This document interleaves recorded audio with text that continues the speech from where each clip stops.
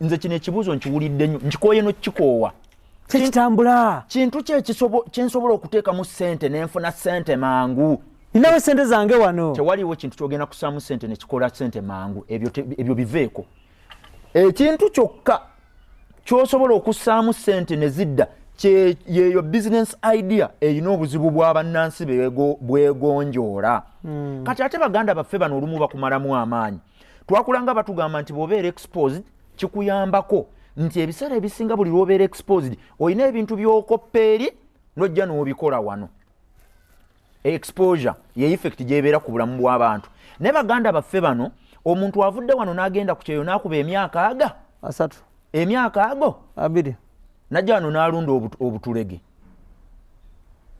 bw'oba oli oyagala kugenda obutulege obuberege oba obuberege sigambye nti because entulege tebagirunda okay sigambye balunda nti business y'okulunda mbi nungi nnyo actually bannaffe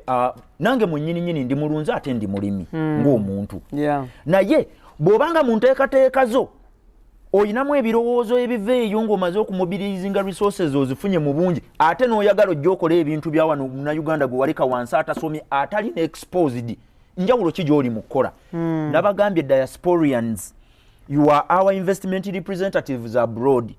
tubeera tubeesize tubeera tubasindise okugenda okulaba ebintu bye tutakoze wano waka mugende mubireete biveeyo bijje wano tubeeke engeri gye tubyongeramu kasupu oba tukendeezeeko bisobole okutugasa ne business idea yo gy'olina oli mu copy and paste nga bwe kivudde eri bw'oyagala kijje wano ekyokubiri ebintu bye waleka ewaka nga tebitambudde okuvaawo okwo tekutegeeza nti kubitambuzza tolina gwe waleka wano n'omuganda ntambulizaako embuzi nga bwe wazireka bwe zikyali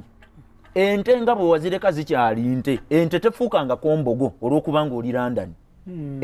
embuzi tefuukangako nte olw'okuba ng'oli Virginia nga bwe wabireka bwe bikola ki think tewali kyakyuka tewali omusana gwaka enkuba etonnya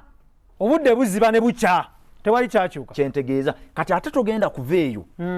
ojje ne mindset gye wanooba nayo ng'ova e Uganda gye watambula nayo ng'ova e Uganda ontegeera tukusuubira okuba nga bw'ova eri oyina ebintu by'olabye gwe bw'otunudde mu transport sector e London oyina amalibu g'olabyewo agali ewaka kakati bwe muba temusobodde kufuna abantu babalabira abantu nga ffeffe tutambula tulaba kuba tukolagana n'abantu bangi n'olaba nti transport industry kano ke kabulamu then n'ojja n'olaba n'ogamba nti mu tekinologiya mu computers mu software bino bwe mbyongera ewaka birina engeri gye bitumbulamu obulamu bw'abannansi mulowooze nnyo ku ezo business ideas ezikyuse era eziteteeganya actually